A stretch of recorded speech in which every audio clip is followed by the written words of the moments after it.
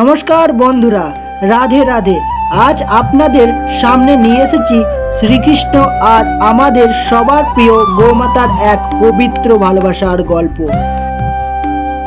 বৃন্দাবনের নরম সকালে শ্রীকৃষ্ণ গোমাতাদের মাঝেই বড় হয়েছেন। রাজ সিংহাসন নয়, গোমাতার ছায়াই ছিল তার সবচেয়ে প্রিয় আশ্রয়। প্রতিদিন ভোরে শ্রীকৃষ্ণ নিজ হাতে গোমাতাদের আদর করতেন। কখনো কপালে হাত বুলিয়ে দিতেন, কখনো আবার মিষ্টি করে নাম ধরে রাখতেন। আর গোমাতারা বুঝে নিত এ শুধু ভগবান নন, এ তাদের নিজের সন্তান। শ্রীকৃষ্ণ যখন বাঁশি বাজাতেন সবার আগে ছুটে আসতো গোমাতারা।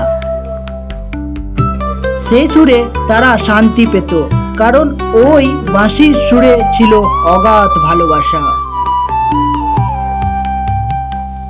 মায়া নয়, ভক্তি নয়, ছিল শুধু ভালোবাসা।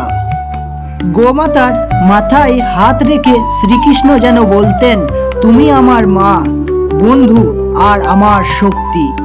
আর গোমাতা তার দূত নয়, নিজের সমস্ত স্নেহ ঢেলে দিতেন গোপালের হৃদয়ে। এই ভালোবাসায় কোনো শব্দ ছিল না, ছিল শুধু নীরব বোঝাপড়া, যেখানে শ্রীকৃষ্ণ ভগবান নন আর গোমাতা পশু নন, দুজনেই একে অপরের আপন। রাধে রাধে। আপনারা যদি এই চ্যানেলে নতুন হয়ে থাকেন তাহলে লাইক, শেয়ার, কমেন্ট আর সাবস্ক্রাইব করতে ভুলবেন না।